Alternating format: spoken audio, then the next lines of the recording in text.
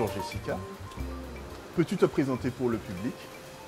Je suis Jessica Généus, réalisatrice, productrice, scénariste haïtienne, en gros cinéaste haïtienne. Et voilà, j'ai réalisé plusieurs portraits documentaires, un 52 minutes documentaire qui s'appelle Le jour se lèvera, devant Jouka Levé. Et mon dernier film, c'est Freda.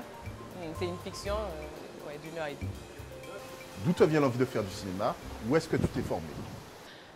L'envie de faire des films est arrivée très tard. Même pas, parce que quand j'ai fait mon premier film en tant que comédienne, j'avais 17 ans.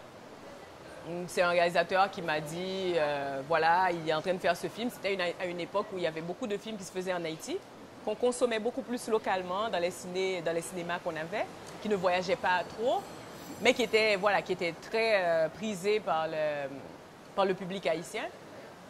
Et donc, il m'a demandé de faire ça. Moi, tout ce qui m'intéressait, c'est est-ce qu'il allait me payer, parce qu'à l'époque, j'avais beaucoup de problèmes d'argent. Beaucoup de problèmes pour payer mes études, donc il m'a dit oui et c'est comme ça que j'ai commencé. Donc c'était pas une base de passion ou de, tu vois, de rêve d'enfant. Et quand j'ai fait le premier, que ça a marché en Haïti, il m'a proposé un deuxième et puis j'ai continué comme ça, beaucoup pour l'argent et puis après parce que je trouvais que les gens aimaient bien, ils trouvaient que j'étais bon là-dedans. Moi aussi, je sentais que j'étais bon là-dedans. Et j'avais très peu de choses dans ma vie à l'époque où je sentais que j'étais bon et que d'autres pouvaient valider cette sensation. Donc ça m'a fait du bien au début comme ça. Et puis tranquillement, j'ai découvert le cinéma d'auteur. Tranquillement, j'ai compris que aussi qu'en tant que comédienne, ça allait être très difficile parce qu'on doit attendre que les gens nous appellent. Et déjà, moi, j'étais dans un pays où il y avait très peu de production cinématographique. Et quand je suis partie étudier à Paris aussi, tous les rôles pour lesquels on m'appelait, c'était très bizarre parce que c'était un peu la même chose, soit des femmes de ménage ou des femmes. Je ne comprenais pas. Je dis, une fois, deux fois, c'est OK, mais quand ça vient constamment la même chose, je trouvais qu'il y avait une anomalie et je me disais que peut-être qu'il va falloir que je commence à écrire ou que je passe derrière la caméra parce que sinon, il se peut que ma carrière meure oui, avant qu'elle ait commencé parce que c'était pas possible. Je ne voyais pas où avoir ma place comme comédienne. Quel est ton genre de prédilection? J'aime beaucoup les films d'auteur, mais j'aime surtout, je ne sais pas si c'est un genre ça, mais j'aime les art house films. C'est les films à essai. J'aime beaucoup les réalisateurs qui prennent énormément de risques dans les propositions artistiques qu'ils font. Je me rappelle, j'avais vu un film pendant le confinement l'année dernière qui s'appelle Funeral Parade of Roses. Et c'est un film japonais des années 69. Et on est dans le complexe de Deep, on est dans Travesti, on est dans des trucs très compliqués.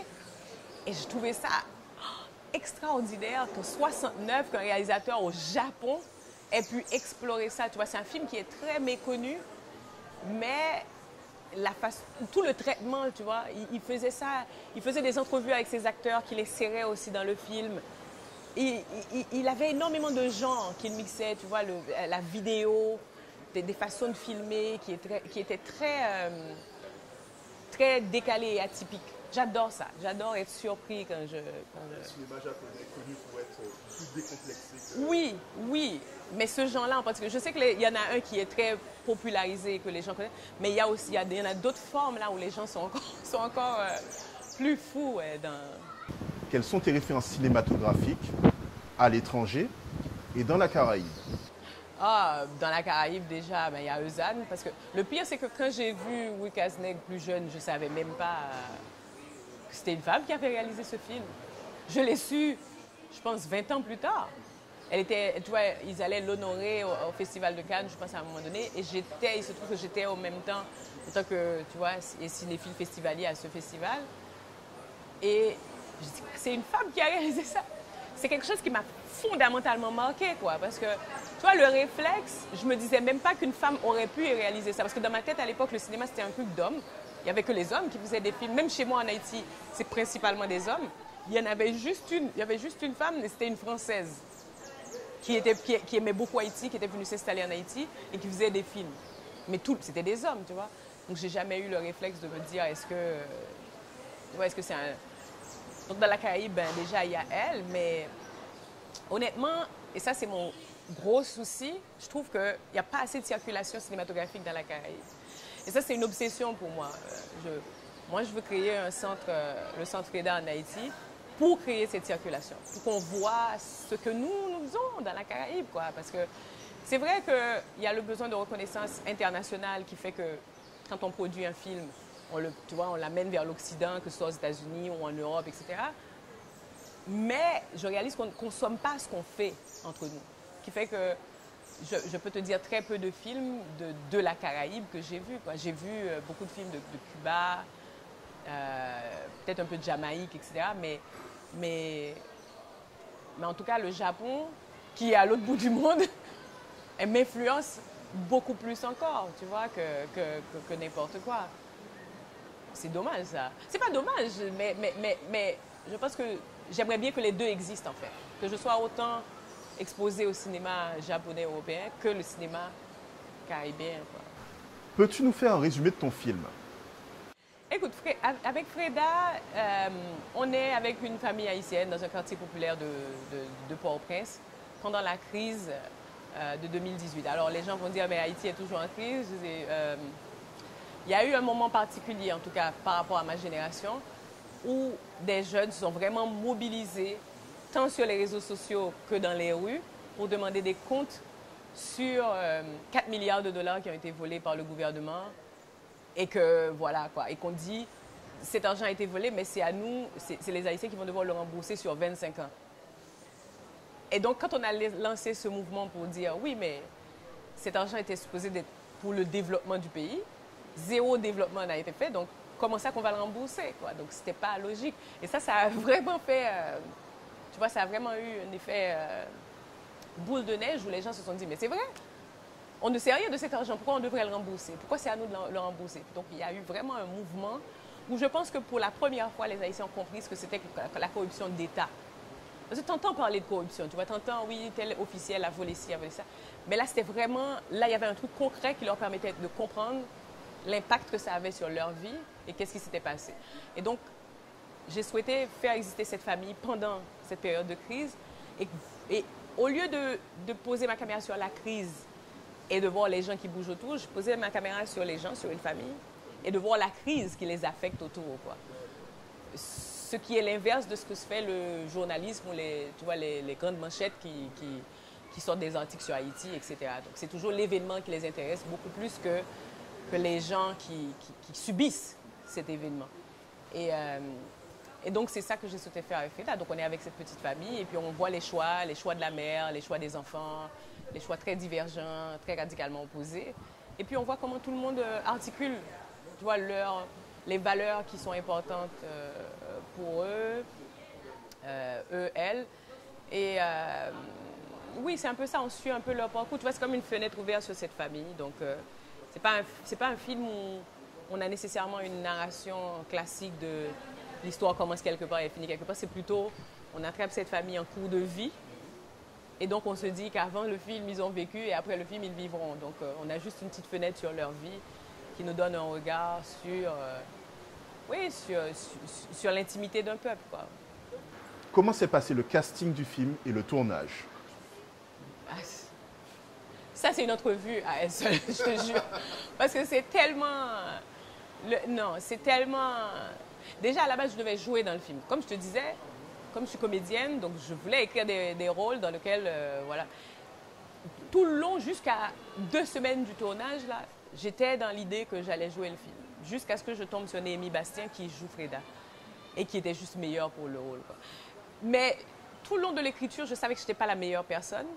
Mais je me disais, si je ne trouve pas mieux, comme en Haïti, il n'y a pas une industrie et que j'avais peur de ne pas pouvoir trouver mieux ou quelqu'un qui soit prêt, je dis, si je ne trouve pas mieux, alors je vais le faire. Mais je ne souhaitais pas le faire. Parce que j'ai tout de suite compris à l'écriture que, surtout au niveau du colorisme, parce qu'il y a un problème très, très, très particulier de colorisme en Haïti. Et je sentais que les deux sœurs, au niveau de la, comment on dit ça, carnation, devaient vraiment avoir une différence. Qu'on comprenne pourquoi la mère est d'une façon avec une, dans son comportement, tu vois, et d'une autre façon. Parce que ça aussi, c'est très motivé par la couleur de leur peau aussi. Donc, Donc, il fallait vraiment que ça soit marqué. Et avec moi, c'était pas marqué. Déjà, ça marchait pas. Et puis en plus, le fait que Néhémie soit vraiment meilleure, c'est vraiment une excellente comédienne, quoi. Donc, elle était vraiment très bien placée pour le faire. La mère, je l'ai rencontrée 5 jours avant le tournage. C'est comme par hasard, comme ça, près de mon bureau, tu vois. Je vois cette femme, je vois son visage, je la regarde pendant des... Alors, je te dis même pas comment, après, d'appeler l'autre comédienne qui devait jouer la mère et pour lui dire, finalement, à 5 jours de tournage, hein, finalement, tu peux pas jouer la mère et à quel point elle était terriblement déçue. Et elle m'a pas parlé pendant 1 an, que je comprenais, hein, mais j'avais pas le choix. C'est le film avant tout, tu vois. Et quand elle a vu que je me suis enlevée, moi, de casting, elle a tout de suite compris que ma radicalité n'avait pas de limite par rapport à faire le meilleur film que possible et pas le film qui me ferait plaisir ou pas me faire plaisir. Enfin, ça n'a rien à voir avec moi ou qui que ce soit. Et donc, c'était ça. Et puis, le tournage, c'était très rock'n'roll aussi parce qu'on était en plein confinement politique. Ça faisait 3 mois que les Haïtiens n'étaient pas sortis des rues parce qu'il y avait une insécurité. Des gangs avaient investi les rues. Ils avaient interdit à tout le monde de sortir. Les gens avaient vraiment peur. Il y avait une vraie peur qui s'était installée.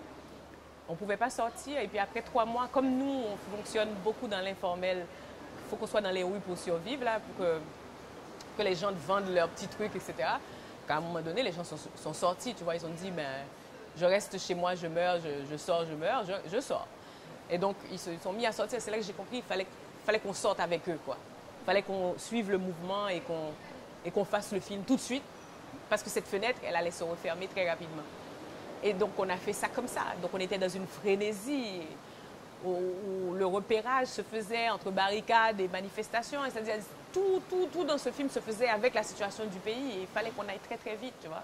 Il fallait que tous les soirs, En plus, j'étais productrice, donc le matin, toute la journée, je travaillais comme réalisatrice. Le soir, je travaillais comme productrice jusqu'à minuit. Et après, à minuit, il fallait que je réécrive des séquences en fonction de les difficultés qu'on va avoir demain. C'est-à-dire, si un lieu n'est plus disponible, que je me dise que va falloir que j'ai un plan B pour ne pas perdre la journée, parce que fallait pas perdre une journée, c'était impensable.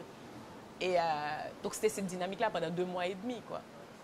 Jusqu'à aller au bout, tu vois, il y a des séquences où il y avait des tirs nourris tout le long. Il y avait des séquences où je perdais de la figuration parce que les parents appelaient en même temps qu'on tournait pour dire aux enfants de rentrer, quoi, aux jeunes de rentrer. Mais de notre côté aussi, dans les quartiers où je filmais, les gens se mettaient en bouclier pour qu'on soit protégés aussi, pour empêcher à ce qu'on se fasse attaquer. C'est eux qui nous appelaient pour nous dire aujourd'hui, il ne faut pas venir, ou il faut venir plus tard, ou il faut s'organiser différemment parce qu'il y a des problèmes en ce moment. Donc, ils étaient vraiment comme des éclaireurs, tu vois, partout où on allait filmer, quoi. Comment a été reçu le film à Haïti, à Cannes et à l'étranger? Et comment les divers corps de la profession cinématographique ont perçu le film, ainsi que le public? En Haïti, j'ai fait juste une projection parce qu'on a eu un tremblement de terre comme si tout n'était pas suffisant. Donc, il a fallu qu'on ait un tremblement de terre pour bien faire les choses. Et donc, on a décidé de faire une projection après le tremblement de terre pour récolter des sous.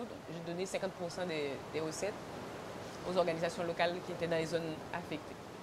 Et après, bien sûr, j'ai reçu plein d'emails de gens qui me disaient ce qu'ils en pensaient et tout. À Cannes, pareil, hein, on a été gâtés vraiment parce qu'on faisait partie des 17 films là-bas qui ont été le plus couverts médiatiquement. Donc, et puis après, à la sortie du film en France, pareil, hein, il y avait énormément d'articles sur le film. Je pense qu'il y avait même un article sur le canard enchaîné. Alors, honnêtement, moi, je ne savais pas ce que c'était que le canard enchaîné. Et c'est quelqu'un d'Haïti qui m'a envoyé l'article en hurlant. Il dit, mais ils n'écrivent jamais sur les films. Et pourquoi là, ils ont écrit sur Freda? Et donc, et c'est là que j'ai compris, oui, qu'il y avait quelque chose qui se passait. Je ne sais pas, il y avait une... Je pense que les gens étaient curieux aussi de quelque chose qui vient d'Haïti, comme il n'y en a pas beaucoup. C'est un pays méconnu de l'international, c'est-à-dire qui est connu uniquement à travers les nouvelles et tout. Donc, on ne connaît pas. Quand on connaît qu'à travers les nouvelles, on ne connaît pas. Donc, ça fait que... Non, jusque-là, honnêtement, en tout cas, les gens qui détestent, je n'ai pas rencontré. Jusque-là, j'ai rencontré que les gens qui ont fait un voyage avec le film, quoi.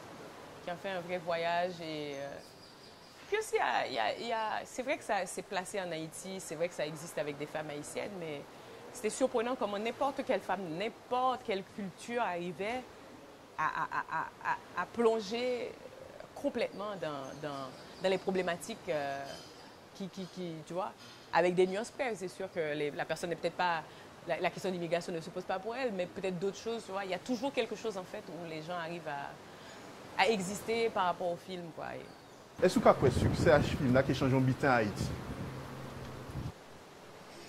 En tout cas, dans ce de monde qui a réfléchi, fait film, alors que pas de gens...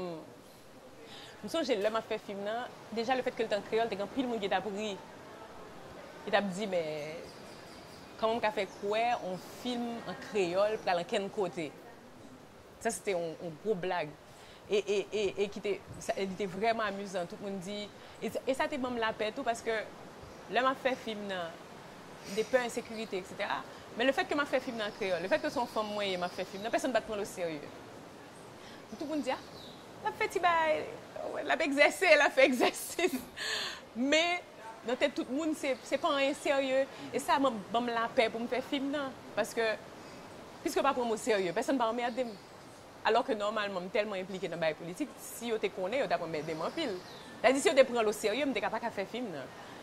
Donc c'était essentiel c'était ça qu'il fallait pour que le film existe. Il fallait que personne ne le prenne au sérieux. Et donc c'est un choc pour beaucoup, je sais. En tout cas, chez moi, le fait que le film dans le créole, et film dans sorti dans la salle en France, et film dans fait ou de fait en créole. C'est un film 99% créole, moi j'aime dire ça. Et donc c'est juste ça, juste de se dire, ah, tiens, pas besoin de transformer toute bagaille pour me faire international. On va faire film en français, faire en anglais pour être capable de voyager. C'est ça déjà cassé un bagaille dans la tête en pile monde. Ouais, ça me fait dire là. Mais je ne sais pas à quel point, honnêtement. Parce que de toute façon, il faut un contexte pour faire le film. Et dans les conditions dans lesquelles j'ai fait le film, je le souhaite à personne. Même moi, je ne souhaite pas refaire un film comme ça. Même si j'aime bien l'adrénaline, mais là, c'était un peu trop, quoi. Parce que les gens en danger autour de moi, c'est ça qui me pesait encore plus. Limite, moi en danger, je gère. Mais les gens en danger, mon équipe, tu vois, où je devais tout le temps être dans une forme de protection par rapport à tout le monde, ça, j'en ai pas envie, quoi. Donc, je ne souhaite pas ça aux gens. Mais en même temps, si c'est ça ton contexte, c'est ça ton contexte. Quel avenir pour le cinéma haïtien? Ah, le cinéma haïtien, aucune idée. Déjà, l'avenir des Haïtiens est très hypothétique là en ce moment. Donc, tout ce qui dérive de nous en ce moment est très hypothétique aussi. Donc, mais, tu sais quoi, on est vraiment... Je sais qu'on est fatigué de se battre. Et c'est vrai que c'est pas évident d'être tout le temps dans le combat. Tu vois, d'être tout le temps dans la douleur, d'être tout le temps en train de ramer pour faire les choses. Mais les gens finissent toujours par faire en Haïti. Je ne serais pas surprise que l'année prochaine que quelqu'un fasse un long métrage. Je ne serais pas surprise de ça du tout. Parce qu'on finit toujours par faire. On a bien compris que attendre, c'est la pire des choses, quoi. Et qu'il ne fallait pas attendre parce que ce moment parfait qu'on souhaite n'arrive jamais ou arrive tellement rarement que ça ne valait pas la peine d'attendre, tu vois. Donc, je pense qu'on a très conscience de ça et que, de toute façon, il y a beaucoup de films, de documentaires qui se font en Haïti. Mais moi, je suis dans l'obsession, comme je te disais, de films en Haïti, mais de films caraïbes, c'est-à-dire de voir une production caribéenne et de voir une consommation entre la Caraïbe, quoi. Et entre tous les pays de la Caraïbe, entre les pays de la Caraïbe et l'Afrique, enfin, créer une autre dynamique de marché, pourquoi pas? Parce que je comprends bien qu'on a des choses à se dire entre nous, qui peuvent être comprises que par nous, et puis aussi parce que ça crée une intimité aussi dans cette partie du monde, tu vois, qui est un peu isolée comme ça, mais qui est très particulier, quoi. Donc j'ai envie de ça. J'ai envie qu'il y ait des productions, pas nécessairement forcément tout le temps pour les festivals occidentaux. On peut avoir ça et aussi avoir des productions qui sont vraiment plus dans une idée de consommation caribéenne. Et oui, je rêve de ça beaucoup. Ça va se faire. Ça va se faire. Quel élément à via ou insufflé à dans le film là? Il y a tellement de choses, tu vois, parce que comme je dis souvent, c'est des questions qui viscérales pour moi, qui fait me faire film. Des fois, moi, je fais un livre tout avec elle. Des fois, je fais musique avec elle. Des fois, je fais... C'est vrai que le film, ça me fait plus avec question. Même si je fais n'importe quoi, je fais un tableau avec elle, tout, comprenez? Et en général, c'est des bails très, très personnels que j'ai besoin d'explorer, que j'ai besoin de comprendre. Je suis obsédée par l'humain. Et parce que je viens réaliser que ça fait nous comprendre moun et puis ça expérience nous fait nous comprendre de moun. Et mon vie, expérience me fait me comprendre moun différemment de ça yo dit. Mais ça c'est un bail qui commencé avec papa, avec maman parce que là yo dit que papa supposé Raymond et pour elle pas Raymond et pour elle en fait essayer tout yo. Et tu te dis faut que je comprenne ce truc différemment parce que si on me dit que ça doit être comme ça et que c'est différent, ça veut dire que la définition générale là, de père, de mère qui sont les premiers protecteurs, gardiens, blablabla, c'est pas ça qui se passe. Donc, il fallait que j'apprenne à connaître ces gens à ma façon. Et cette obsession de connaître l'humain, tu vois, de les comprendre pour ne pas devenir fou et puis pour ne pas prendre leur comportement comme quelque chose, comme une attaque personnelle à moi et ne pas devenir, tu vois, et ne pas être esclave de leur perception de moi. Fallait que je comprenne c'est quoi l'humain, c'est quoi être père, c'est quoi être mère, ça veut dire quoi, c'est qui ces gens qu'on me dit qui doivent me protéger, qui doivent me... Et j'ai trouvé le cinéma pour le faire et je trouve que c'est un médium extraordinaire quand même qui nous permet de poser un regard sur les gens. Et si on est dans la franchise de ce regard, on peut découvrir des choses, ouais, énormément de choses. Que souhaites-tu mettre en évidence dans le film et quel message souhaites-tu que le public garde à la fin de ce dernier? Alors là, je souhaite rien du public, honnêtement, à part leur temps. À part le fait qu'ils se lèvent le matin et qu'ils se disent « Aujourd'hui, je vais regarder Frida ».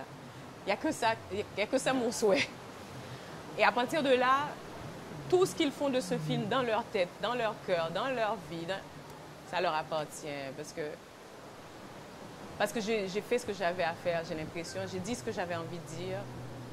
J'ai laissé exister les choses que je souhaitais exister. Et l'interprétation de ça, souvent, ce n'est même pas une question de est-ce que les gens ont compris, c'est qu'est-ce qu'on est capable d'encaisser en ce moment-là dans notre vie. Parce que souvent, on est dans le déni, ce n'est pas survie. Hein? Le déni, c'est une forme de survie aussi. Il y a des choses qu'on ne veut pas voir comme ça ou qu'on refuse de... Parce qu'en ce moment-là, dans notre vie, on n'est pas en mesure de le regarder comme ça. Donc, c'est très complexe, le regard que les gens posent sur les choses et tout. Donc, c'est pour ça que j'ai aucune, zéro attente. Tout est grâce pour moi. Quand on me dit qu'on a connecté, tant mieux. Tout, je dis, OK, super, parfait. Et de toute façon, un film, c'est ça le souhait, c'est le seul souhait, c'est que des gens arrivent à connecter avec, qu'il arrive à exister. C'est les gens qui font exister un film, c'est les salles de cinéma. Donc. À l'ère actuelle, nous avons un jeune réalisateur antillais qui a une petite école en toute bitaille, créole guadeloupéen, créole martiniquais, créole guyanais. Est-ce que c'est une revendication pour ces jeunes réalisateurs-là? Mais sous à l'aise la donne. Moi-même, c'est ça la question. Ça veut dire que si on a écrit histoire à raconter, tout ça va faire sentir que c'est dans le créole, il est capable d'exister. Il faut faire exister dans le créole. Ça veut dire, on ce n'est pas uniquement dans le sens, ah oui, faut que moi fasse le créole parce que c'est son revendication. C'est une question de qui ça va raconter. Il faut qu'on ait sincérité par rapport à ça va raconter. Si c'est créole, il demande, il faut pas le créole. Si il demande français, tout, le français. Mais c'est pas, dit-tout, pas penser à est-ce que si me fait créole, est-ce qu'il y a comprendre, est-ce que c'est ceci, c'est dans la vérité ça va raconter. Moi-même, j'ai des côtés où je raconter une histoire en Haïti, et puis je fais tout le monde parler français. Il y a deux milieux intellectuels en Haïti. Côté Mounio, c'est français seulement. Ils parlent, même dans la famille.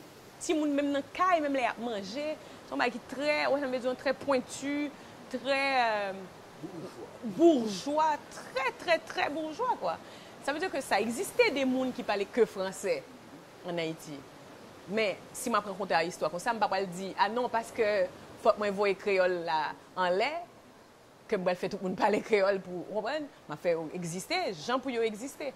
C'est ça, en fait, moi-même, moi senti qui c'est pour faire là, c'est pour dans vérité là. Pour pas poser des questions, est-ce que qui ça dehors penser ou fait ça on doit faire par rapport avec ça on va raconter et on était fidèle avec le plus que possible. C'est ça le devoir, ça, mais ça, c'est un devoir.